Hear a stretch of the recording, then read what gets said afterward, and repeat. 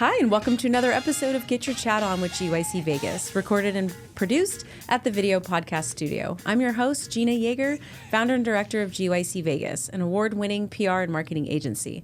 We believe every company has a story to tell, and we're passionate about getting businesses recognized. At Get Your Chat On, we sit down with local professionals to get to know a little about their organization, their role, and their perspective on our vibrant business community here in Southern Nevada. On today's episode, we're chatting with Brandy Newman, co-founder of We Elevate Marketing, a digital agency, and founder of the Las Vegas Host Committee, a networking group dedicated to unifying local business leaders in the transformation of Las Vegas into a global sports capital.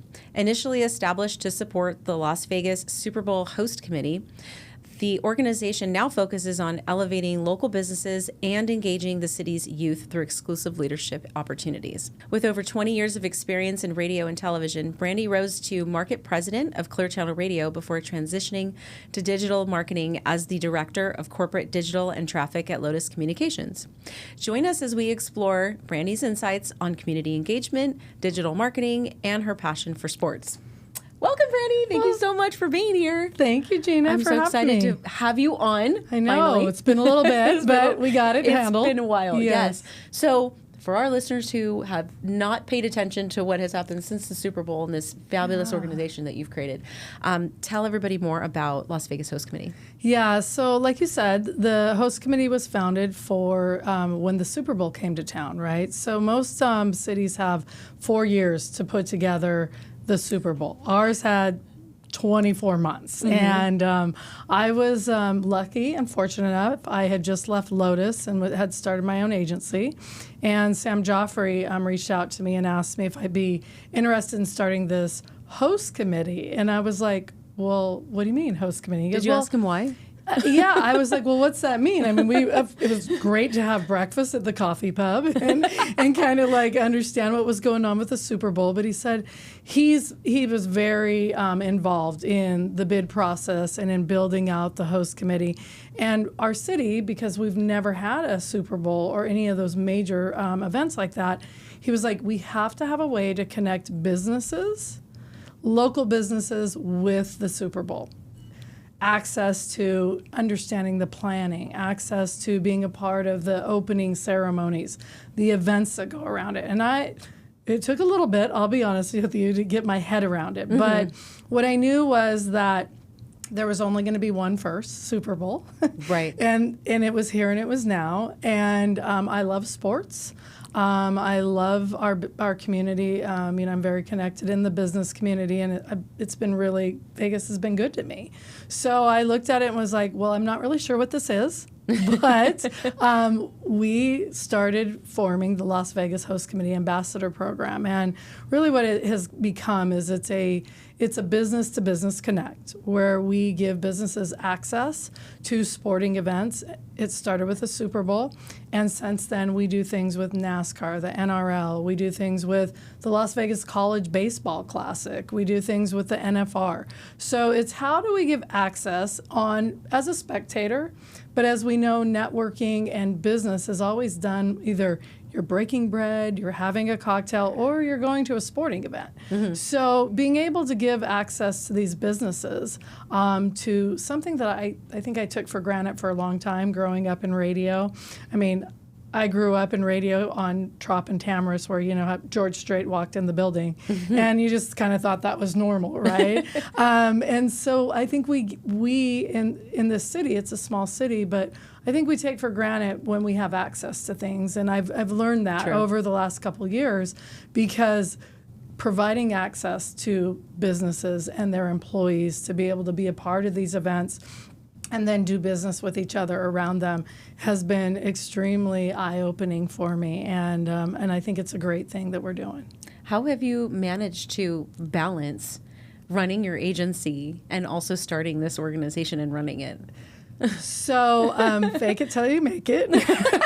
No, really, I have when we started the host committee, there was about 8 individuals that when I reached out to them. So being in radio, you always were like, oh, well, if you could have your favorite team, right? If you could go out and you could just hire anybody that you want, what would it look like? So being something that was for our city, that was focused on business, I have about 8 different people that I reached out to that have been, they've been rock solid. They've been there with me from the get-go and helped me like really take it from nothing to what it is today. And as we continue to explore it, there's a lot of work that goes on.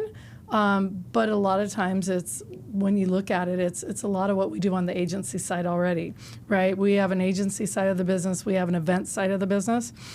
So really what we're doing for the host committee is we're putting together small events to bring people together around business and sports.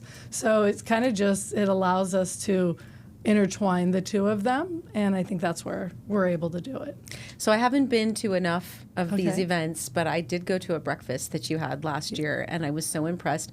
I was telling everybody there, this is the best breakfast I've ever had as part of a networking event. Was it the food? The food was, I mean... Well, where was it? This was the one that was at Emmett's. Emmett's, of course. Yeah, Todd and his team. Holy moly. They laid out a spread like it was amazing. Yeah. Absolutely. But that's a great example of, Emmett's had just opened. We have a need to have a venue that allows us to bring speakers that not everybody would always be able to hear from, right? So that day we had Chris Powell, who was at the Speedway, who's no longer. He's now retired. We had Patrick Lindsay, which is funny. It's ironic. He's now the GM of the Las Vegas Motor Speedway. He was with the Shriners. Okay. And then we had Donnie Logan, which, the man's, he's iconic in his own way with the Aviators. So that's a great example, though. We brought people together, break bread, be able to have breakfast at a new venue that a lot of people hadn't been to. So it gave the team there an opportunity to have business leaders come to their venue, see their venue. Like you said, it was an amazing breakfast. And then the speakers were able to talk about their events in front of business leaders here in Las Vegas and understood how maybe they could be a part of it. There was a lot of good things. We've been to the George since. We also have been to Jimmy Kimmel, which was a great venue. We've done one at the Ahern. We're getting ready to do one next quarter again. So we do those quarterly. But nice. Yeah. Yes. I can't wait to go to more of those and go to more of the mixers and the things. I mean, so most of your programming is those types of panel speaking engagement types events, and then what other types of programming? Yeah, so we do the panels once a quarter. Okay. And like I said, we really focus on, it's either around sports or it's around entertainment. The speakers are there. Our last one had TJ Lavin, Derek England, right, and Steve Stallworth. So the Southern Nevada Sports Hall of Fame had just, they were getting ready to have their gala. It was a great way that we partner with them, do a lot of things with them. And so it was a great way for them to get exposure as well for their gala. So, and the panel, they were phenomenal. And the venue, the George, is amazing. And I'm always shocked at how many people say, I've never been here. And I'm like, to any of the venues that we go to. So it works out. So besides that, we also do a bi-monthly.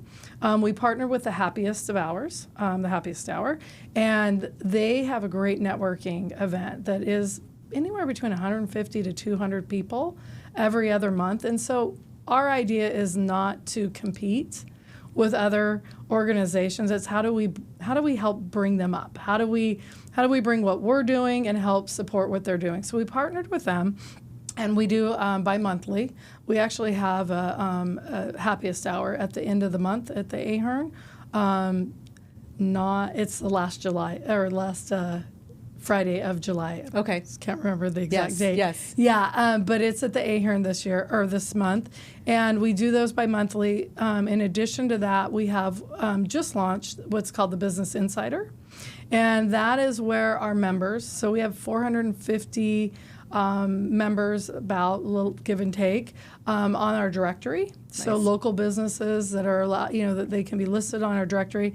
And the reason for the directory was every time I go to a networking event, I lose the business cards because I'm sure I change purses and then the Yes, purses yes. and then you lose them. So I'm like, you meet all these great people. So why don't we put together a directory where our community of business leaders always know they can go find somebody, whether, I don't care if it's a plumber or somebody needs AV or they may need an attorney, they may need a doctor. There's several different industries. And so that directory, through that, the Business Insider, it's like we'll have 2 speakers.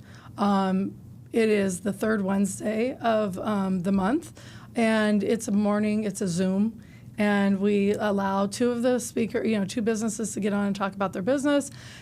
People can attend if they want to attend. They don't. We probably have between 25 to 30 people that actually get on each one of these. And it's kind of a nice way for our members to be able to say, hey, you're a part of our community, our host committee, here's an offer for you, whether it be the doctor or the estate attorney that was on last month. So I remember when you first talked about it, you described it like a chamber for people who love sports. Exactly. I was like, what is this, Gina? But yeah, no, it's definitely kind of like a chamber of commerce around sports and entertainment, because obviously entertainment is so big in our town. Right. And that's what we were founded on, and sports continues to grow. But the love of sports and people being able to do business, I think it's one of those things, Gina, where I really found out that I got a guy, right? Like people would call me or they'd send me an email or a text and say, hey, I need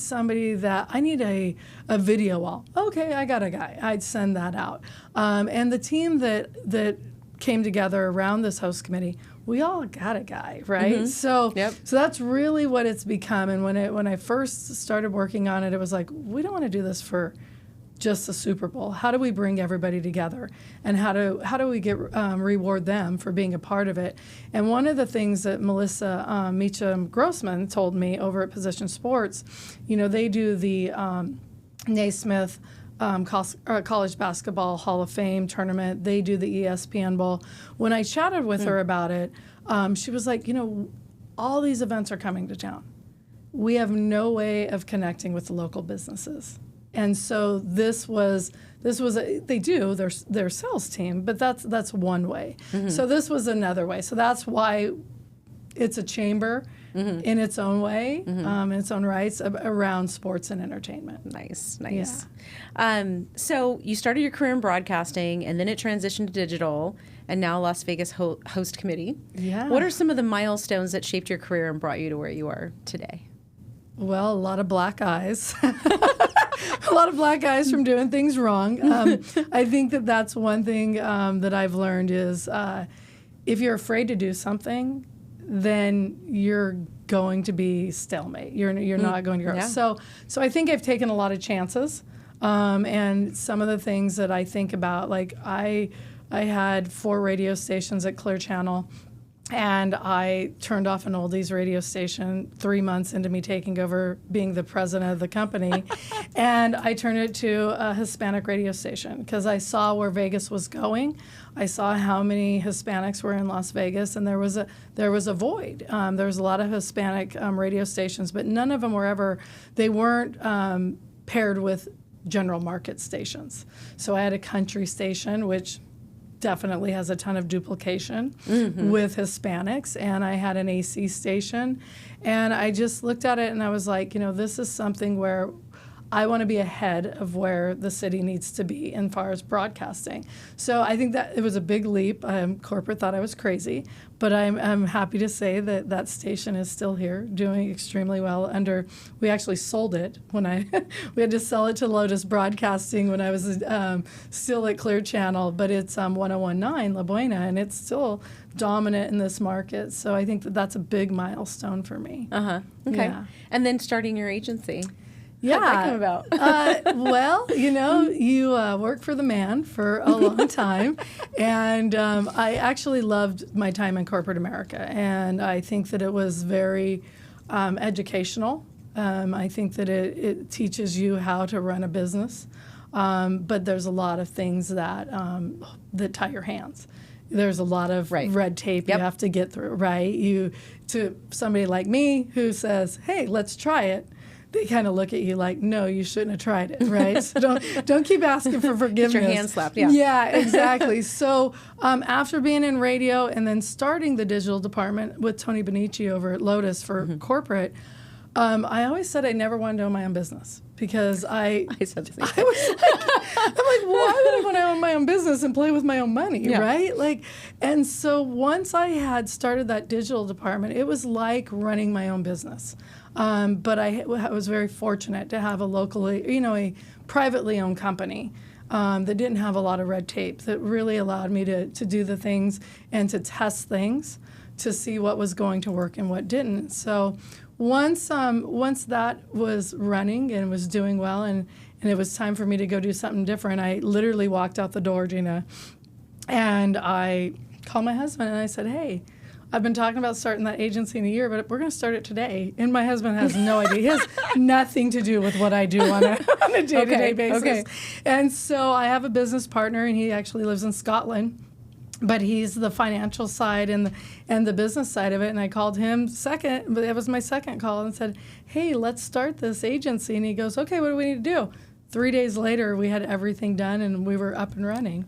I love that. Yeah. You got to do it quick. Yeah. Yeah, because you might get scared and change your mind, right? Yeah. Or you just figure, like for me, I had a business, I set myself up to go to a mixer. Okay. And I didn't even have business cards or a website or anything. I said, how am I going to introduce myself and what I do? So I quickly threw up a website, got some cards made, and then showed up at my first one prepared. That's so funny. That was like after those 2 calls, then it was back to I got a guy, right? So like because I had been doing digital, I had the website guy, I had the video guy, I had all that stuff. And we were able, and I'm kind of like a little bit opposite. I'll just go with it until I have it, and so based on relationships, I've been very fortunate that just on the time that I've been here in Vegas and the people I know, that most of my business is referral, and I always laugh and say, and I don't take this wrong, but I go, I don't ever have to work with a car dealer ever again if I don't want to. But I do. There's a lot of car dealers I love doing business with, but that's a tough industry. Tough one. Yeah. Yes. So let's talk about your motivating spark. What gets you motivated to start each day? What's your mission, your driving force? This is probably why it was a good time for me to get out of radio. I love something new every day. I get bored extremely easily. Mm-hmm. So what I love is that every day when I wake up, I have 10 different things that I'm working on. Right now we're working on a website that is a landing page for NASCAR for the NRL teams that are coming to town, where we have hotel rooms, we have excursions, we have the opportunity for people to find the local restaurants. So any day that I wake up this week, I don't know if that email is going to be from Australia, UK, because it's an NRL team, or it could be one of the partners for our fall October race. So I think it's the change. This is fun. Is that through your company? That's through my company. Okay. But we partner the host committee. We always tie them in, right? Mm-hmm. So last year we sent 100 of our members to the National Rugby League to their matches at the Allegiant Stadium. Most of them have never been to rugby before, right? So, and then we always send our members to the NASCAR. So I'm a member, and you sent us to F1, and I thank you. Yeah. I am a huge F1 fan. As you know, I recently had Lori Nelson Craft from F1 on the podcast a few weeks ago, and so I was so excited to be able to have that opportunity. So when you talk about access, absolutely. I mean, those tickets are. They were not reachable for me at that time to be able to go to one of those days, and so I thank you for that. And the opportunities you're giving everybody else. And that's when we thank our partners like F1, because when they reached out and they were like, "Hey, we want to make sure that we have your members involved." I was thinking they were going to say, "Hey, we're going to send like 15 of your members or something." Mm-hmm. But they really opened the door. They wanted to make sure the local businesses were included. And we sent a lot of members to those qualifying days. Mm-hmm. And that's the same feedback that I've got, is that we would have never, some of them are like, I'd have never went. Others are like, we'd have never been able to go. But what a great way for everybody to experience what is really feeding our city, right? I mean, that's what fuels our city on the sports side, are these major events. I'm super excited. I'm looking forward to it again this year. It's going to be, hopefully we can get the times a little earlier, but that. It will be earlier. I know. 2 hours. That's I'm what so she excited. said. I know 2 hours is a lot at my age. I know. Who wants to stay up till 10 to watch a race? It's going to take 2 hours anyway. Exactly. Community support. How do you give back to the local community, either through, personal, through We Elevate, through the host committee? Yeah, so I think that the support that the host committee gives at this time is access. I think that's the biggest thing that that we provide as the host committee. We are working on a nonprofit. It's been 2 or 3 years in the works. We're excited. We have the seed money, but we are slowing down and making sure that we really do the proper strategy planning and really kind of figure out exactly what is going to help our Las Vegas community. Focused around youth, of course. Youth, play, motion, emotion. So we're excited. In November, I have a big planning meeting and bringing in some really big people from around the country to really talk about what that looks like, not just in Las Vegas, but around the U.S. And so I think that we have a system that isn't broken for youth, but what we have found in the research we've done so far is it's not broken. It's working the way that it actually was built to do, but we feel like there's a better way of doing it. Okay. And so while it started as, let's support our youth, our underserved youth in sports equipment, and let's support our youth through different camps and things that they do. There's a lot of great organizations already doing that work. Right. So back to what I was saying is, don't compete. Help stand each other up, right? Help these organizations do better. Right, and work together. Yeah, so I think we look at it more like it may be an anti-grant type of a situation. It's opposite of what normal nonprofits and how they go about it. So it's really taken us back to do a big deep dive and make sure that systematic change goes in the direction that maybe can have a much bigger impact, not just here in Vegas, but for not just the underserved youth, but all youth here in Vegas through sports and play. Nice. I can't wait to hear about how that organization takes shape. Professional advice. So looking back, what are some of the most valuable lessons you think you've learned that as an entrepreneur that could benefit others who are just starting out, maybe wanting to pivot or wanting a big, huge new side project? Yeah. Or 20 of them, right? Exactly. I always go back to this. My father told me when I left for college, he said, there's one thing I gave you. It's your last name. Do not mess it up. He's like, that will stay with you. And it's kind of funny because I do have a hyphenated name. It's Brandy Newman. And that's because I refused to give up my father's last name, because that's something that I just hold extremely, it's so close to me, because those are the things that I always grounded myself on, was that, make sure that whatever you do, right, wrong, people may like it, people may not like it, but make sure that it's something that, you're proud to put on your name. So I think that's the most important. I think when it comes to our city, we continue to grow, right? It just keeps getting bigger. But the city is still small. We are a small city in business. We do business. People do business with people they like. They do business with people that they trust.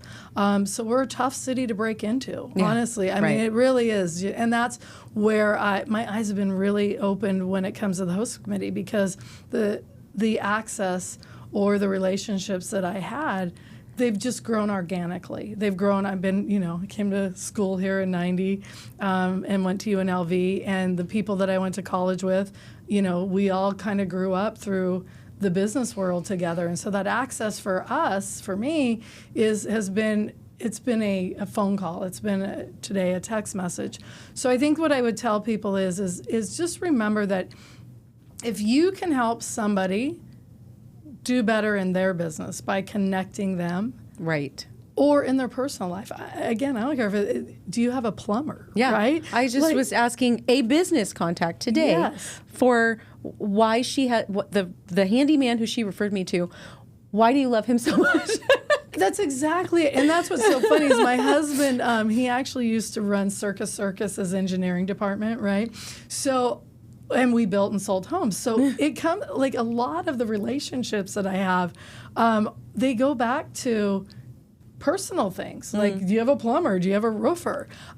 Make sure that you do those things, because those are the types of, when you really connect with people personally, not just try to network with them, right? And, just not collect business cards and send a follow-up email thanking them for their time, but really notice when they get in their office and my son played golf, right? So notice that their child is playing football, or maybe that they are, they're into outdoors, and really kind of try to connect with them that way, and look at it as, it's not today, it's tomorrow. It's the future of how are we going to do life with each other. Yeah, I love that. That's so well said. Well, we like to do a couple of fun segments here where we dive into, because we like to get the person, like you just said, where it's not all about the business side. It's about your personal side too. And actually I'm going to flip that. So usually I do the lightning round at the end, but I'm going to do that in the middle because this is personal. So we want to get to know Brandy, because life's not all about what you do with the host committee and, what you do with We Elevate Marketing, right? So if you could teleport anywhere in the world right now, where would you go and why?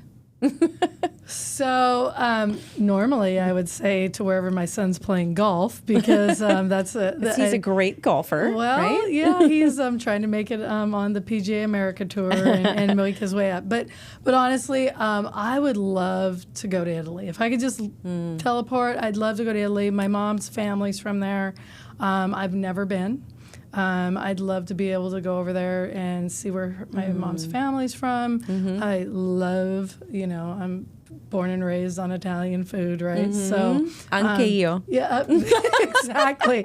So I think that for me, that would be that's that one trip I'm going to make. Yes. I just need to do it. Oh, I can't wait for you to do it. I did it last year. Did you? Yep. And I have the same heritage. My mom was born there, and I always wanted to go, and I wanted to learn the language more. Yeah. And so I speak a lot more Italian this year than I did before. Very little. I think that I can tell you Tungus, because my grandpa used to tell me that Tungus is a cat, and so that's about all I can tell you. So I have a long ways to go.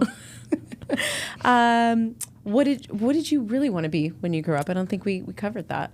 What's funny is I did not want to be any. I didn't know. I grew up. I don't know if you know this, but I grew up rodeoing.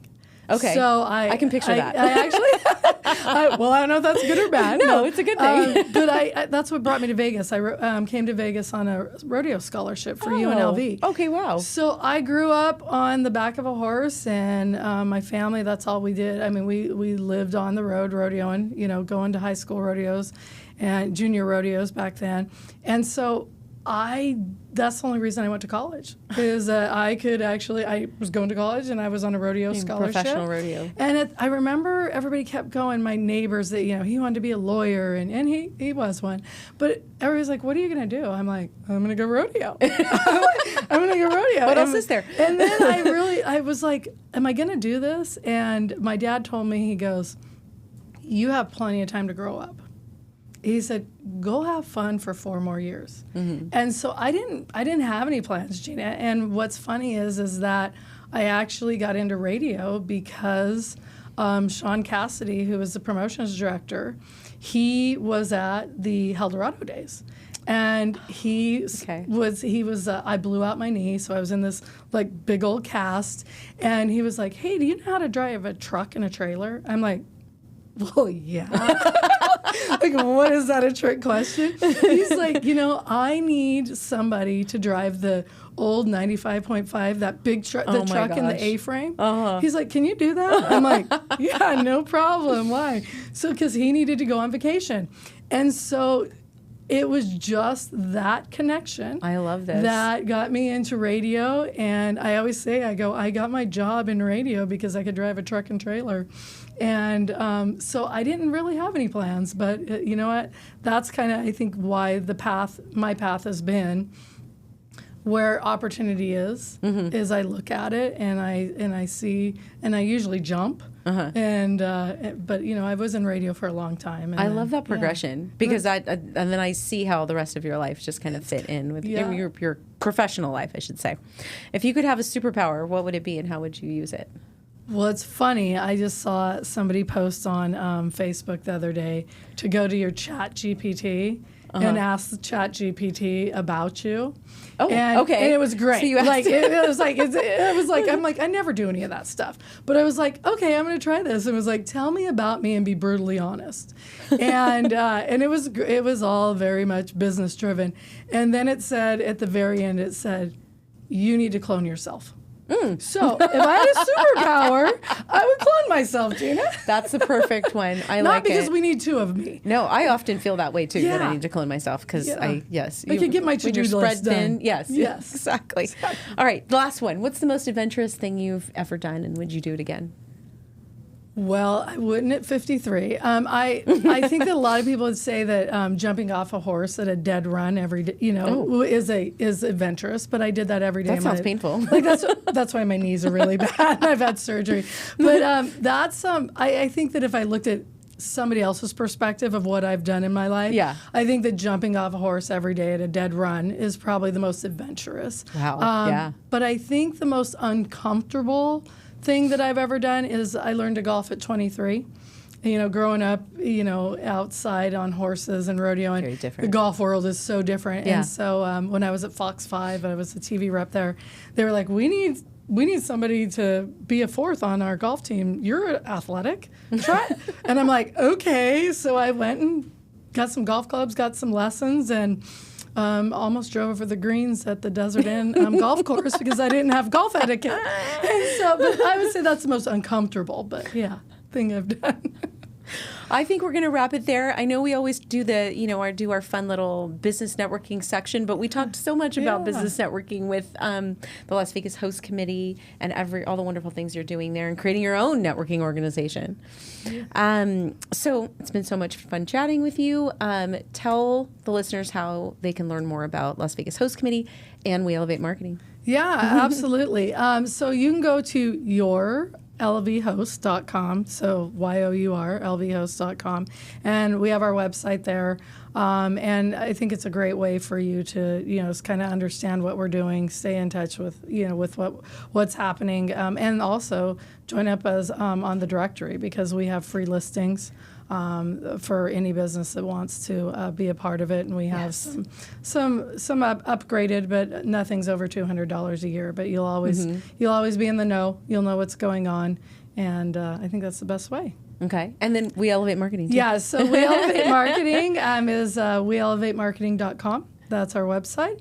And we do everything from, radio to digital to video production. And I have a unicorn in my back, in the back of my building. He can do anything. He just actually has done 3 music videos on a green screen. I shouldn't say that probably.